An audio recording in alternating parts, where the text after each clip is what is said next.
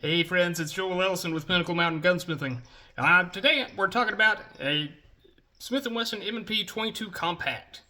This particular pistol, and yes, it's my wife's, is a nice little 22 caliber training style pistol made by Smith & Wesson.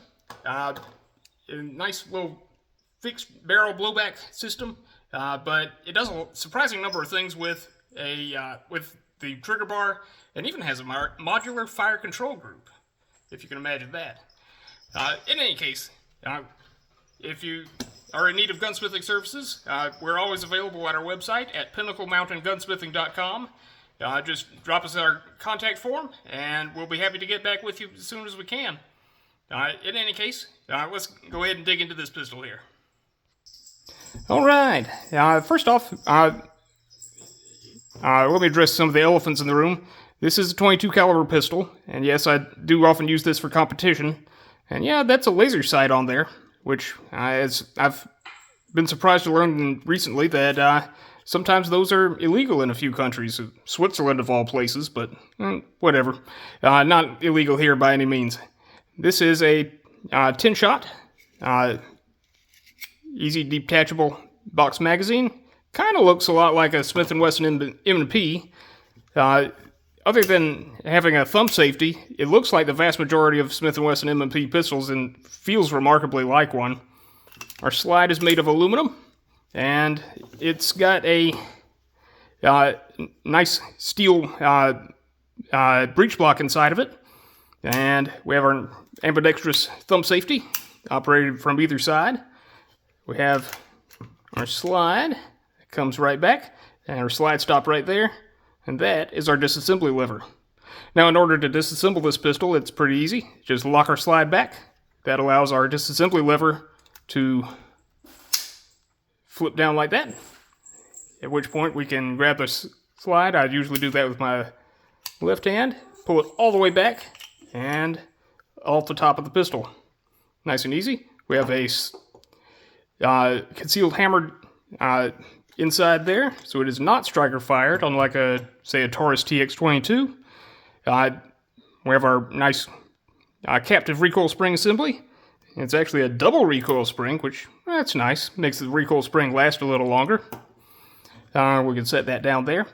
Our barrel, while technically it is detachable from the frame, unless you have a compelling need, as in you want to change the barrel out to something different or something's broken, I recommend you don't do that, simply because these roll pins are a pain in the neck to get out, and if you do get them out, then you'll probably need to replace them.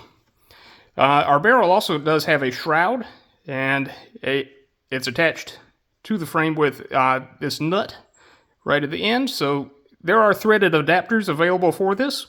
I have heard this can make a very good suppressor host. As you can see, our mostly aluminum slide has a breech block inside there. It's attached with one roll pin. I'll leave that to your imagination how to get it out. These serrations on here actually feel really good. They seem like they're going the wrong way, but they really aren't. It provides a good solid grip on the pistol, and this tapered bit at the front lets you slide it into holsters easily, which is nice. It's basic 3-dot sights, adjustable for windage and elevation at the rear sight. Pretty typical and pretty standard for what you would get on a full-sized M&P. One other neat thing about the slide. That is a steel pin inserted right there, right where the slide lock would come up. That prevents premature wearing of the slide right there at that notch. I've seen some pistols in this particular class that where that particular notch gets worn to the point where you slam a slide home, and sometimes you slam a magazine home and the slide slams shut on its own. That really hasn't happened with this one, at least not with me yet. One other notable feature about the slide is we have a little bit of a bump right here. It's going to play into it here in a minute. Alright, so we have our pistol itself. And this is really as far as you would need to take it apart for cleaning and whatnot. We have our unofficial pointer right here. We have our ejector right there. Just a little boop, a little piece of sheet metal. We also have our trigger bar here. There's a surprising number of things going on with this trigger bar and the trigger itself.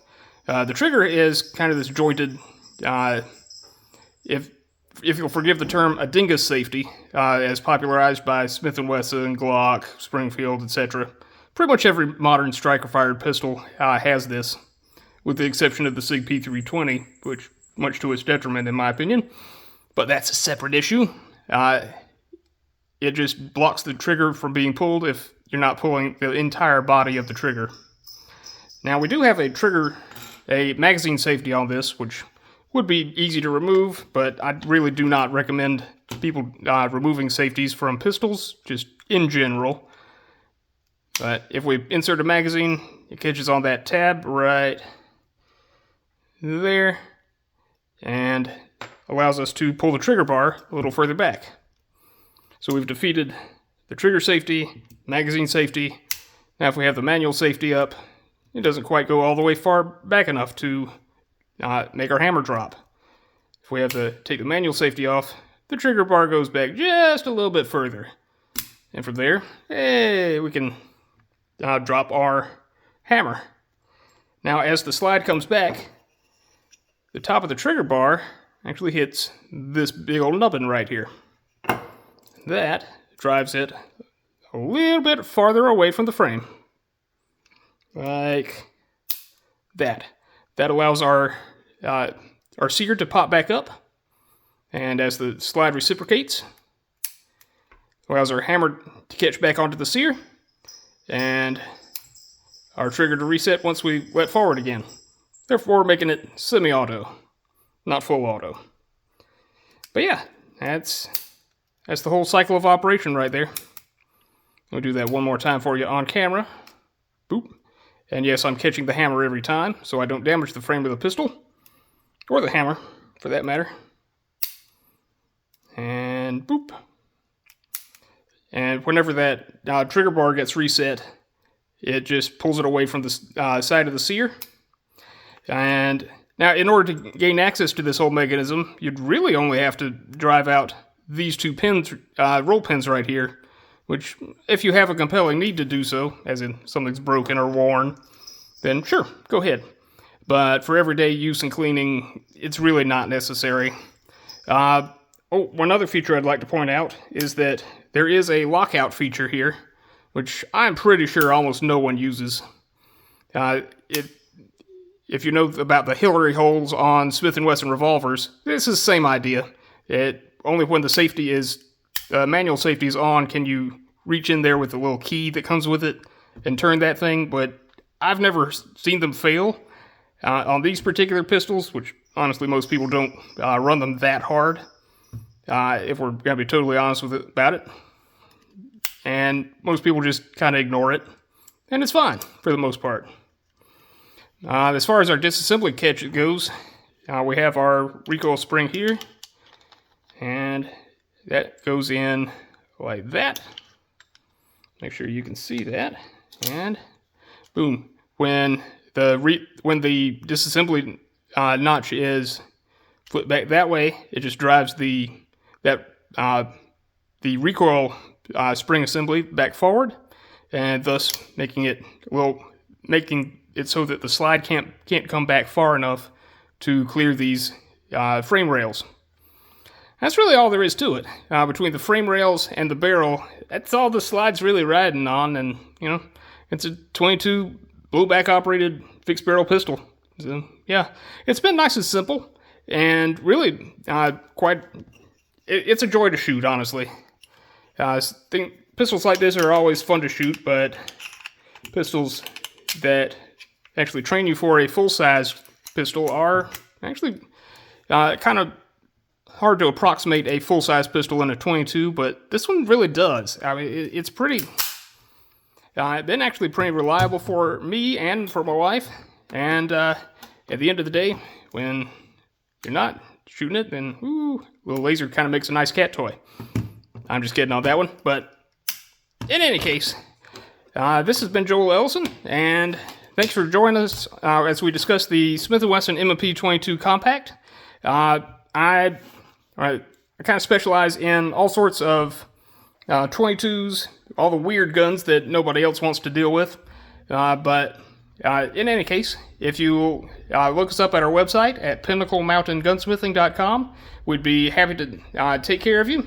Schedule an appointment with us on our contact form, and we can get back to you as soon as we can. We're a small gunsmithing shop in Pickens, South Carolina, and we would love to have you.